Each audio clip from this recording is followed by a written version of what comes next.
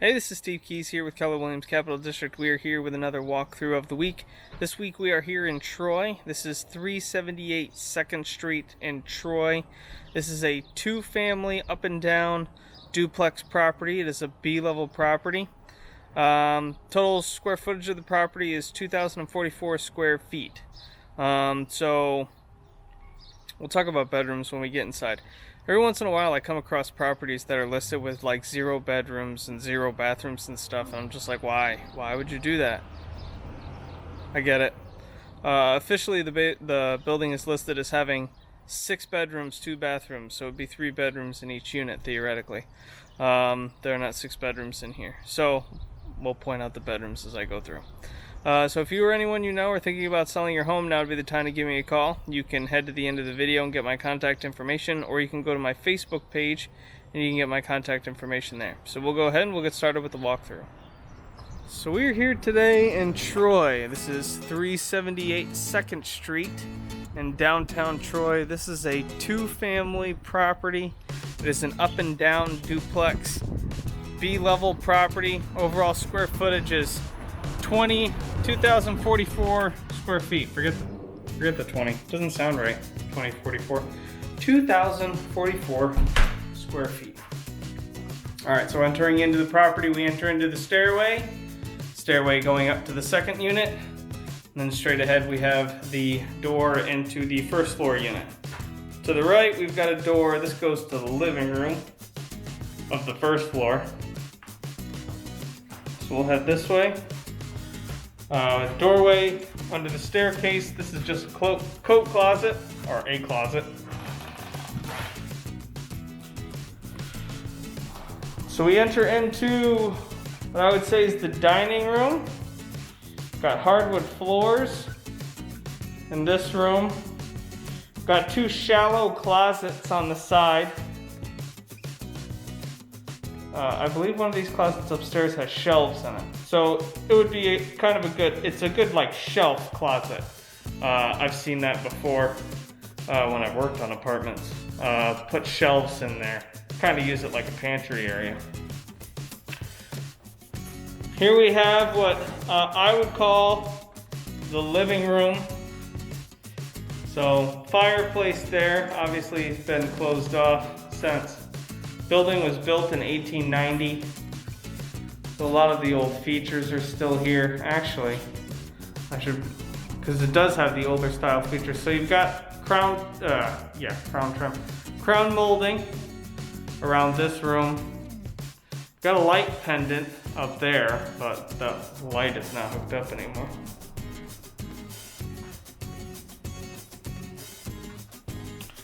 Off to the right here, we have the bath. So a pedestal vanity in front. Got a window there.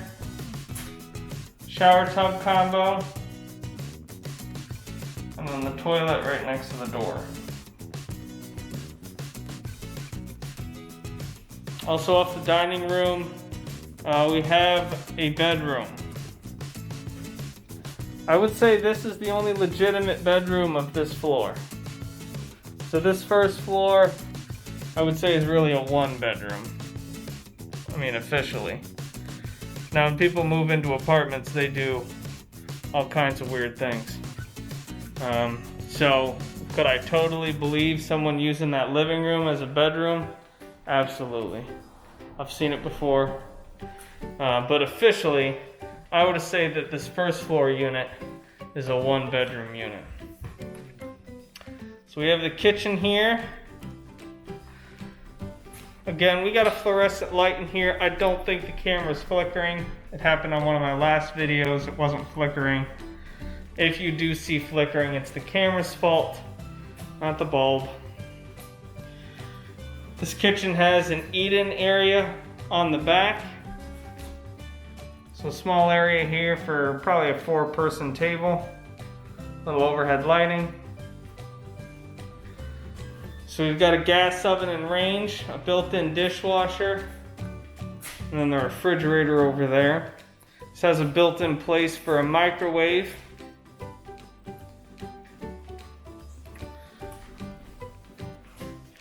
Off to the back here, this door, you can see the staircase through the window.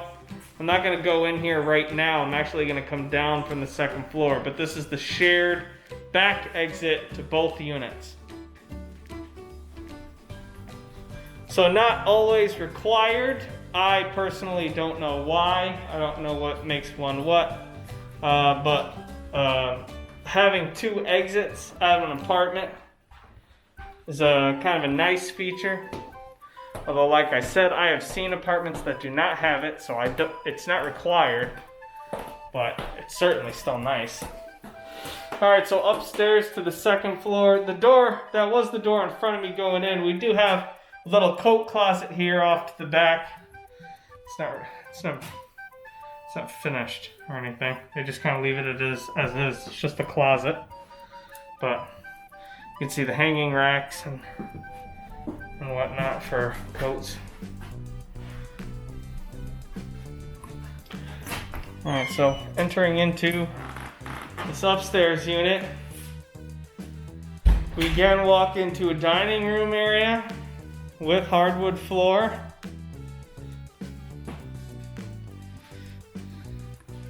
Another shallow closet there.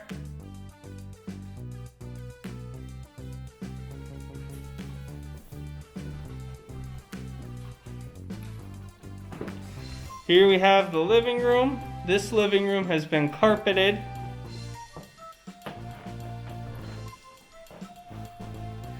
You can see these are hot water baseboards for heat. So hot water baseboards on both floors. So this unit here, we have a room here. This is just a large closet, how they have it set up. They've got the shelving in here. And then next room over,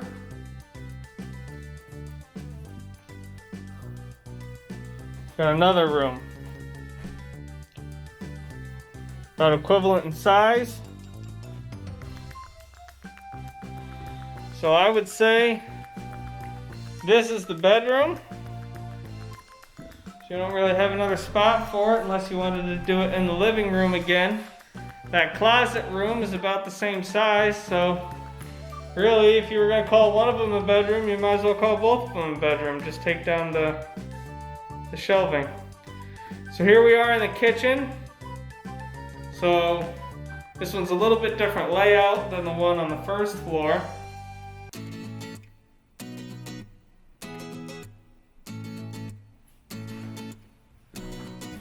And then off to the back here, you have the bathroom, the vanity, shower tub combo.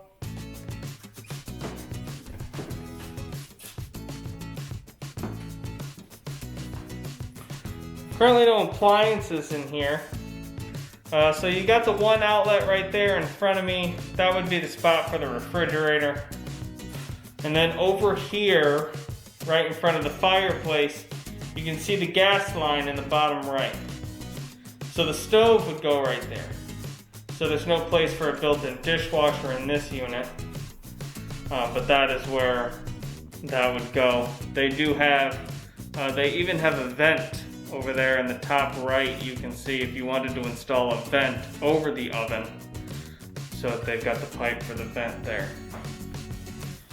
Alright, so now we'll head, we actually have a backyard in this property, so we're going to look at that. We're also going to take a peek in the basement. Nothing spectacular about the basement, but the utilities are relatively new. So I did just kind of want to point them out since they are newer condition. So we're here on the first floor. This is just a hatch going into the basement.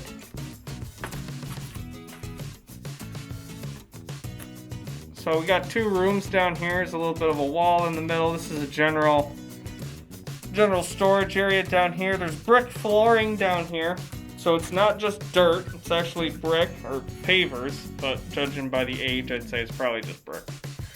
You got the water meter in the back right there. There's only one water meter. And then on this side, you have the utilities. So you got hot water heater here, 2 furnaces. So each floor has their own furnace. They're separately controlled. These, I gotta feel, are newer.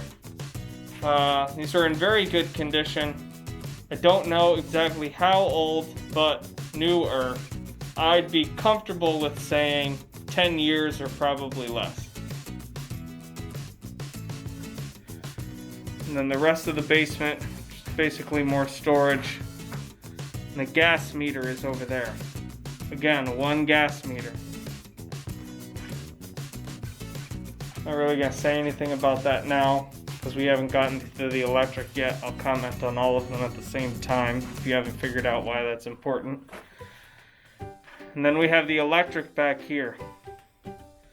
So we've got 2, actually there's 3 panel boxes. The first floor has 2, the second floor has 1, but.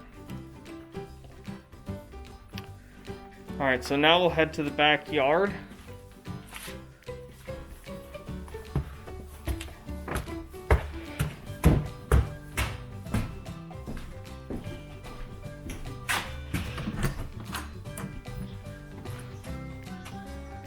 Alright, so this backyard, you gotta stare at it for a little bit. It probably just looks like weeds to you right now. It's really not. This is like a rainforest back here. A veritable oasis. I don't know what veritable means, but I feel like you always say it with oasis. So, yeah, before we do that, point out 2 electric meters. So we'll finish that off before I talk about the veritable oasis. 1 gas meter, 1 water meter implies that the landlord is providing gas and water. So the landlord would pay for that. Separate electric meters says that the tenants can be responsible for electric. The landlord might be providing that too. The building's vacant right now, so it's not like you have any leases that you have to honor. But you have the option to pass the electric on to the tenants because you have separate meters for it. You can't do that with the water and the gas because you only have the 1 meter. Alright, now back to the veritable oasis. So, there's a lot of... These are actually plants. Not all of them are blooming. Some of them have already bloomed. You can see the rose bush over here to the side. Lots of berry bushes back here, which you probably can't see from the camera, but I'll zoom in on them a little bit. Those berry bushes are all over the place. Not sure if they're blackberries or raspberries or not. But there's a lot of them scattered throughout. Here is a lilac bush. Lilacs are kind of done for the year. So that was a lilac bush. I didn't notice this. I think this tree above me has berries on it too. Yeah. This tree above me, I can't see. You'll probably see better than I will. But this tree has berries on it too. So this is a berry tree. Not sure what kind. Not sure what kind of berries grow on trees. I know my elementary school had one, but I don't know what type of berry bush it was. Berry tree it was. So it looks like we got a lot of lilies back here. These look like daylily leaves to me. I don't know what this is. This looks funky. This looks like a big flower dandelion kind of thing. I don't know what that is. Someone send me a message if you know what that is, because that thing looks cool. I'd like to know what that looks like. And then over here, I've got a little bit of a gardening area. So the place is empty right now. So don't exactly know what happened. Those seem to be actual plants, like not random weeds. So it almost seems like someone planted something. There's definitely mint back here. I don't know what kind of mint, but I can smell it. Some kind of mint growing along back here. So, yeah, as the landlord, I guess maybe you don't necessarily care about this. And then another rose bush here. But you know, this is kind of nice. Got a little bit of a gardening space for the tenants. Previous tenants obviously were using it. Or if you'd like to own or occupy, you'd have the space for yourself if you wanted to do it. Got another flowering thing over there. I'm not sure what that is. Whatever it is, the flowers look like they're done. Not recognizing it off the top of my head. And then more berries back here. So there's tons of berry bushes back here. Raspberries or blackberries, I can't quite tell. Can't tell by the bush. Okay, so that's it. That concludes the walkthrough. Alright, so that was everything. So yeah, no sense in walking back inside. I just gotta walk back outside to do my last bit anyway. So yeah, 2-family, up and down duplex. Total size of the building is 2,044 square feet.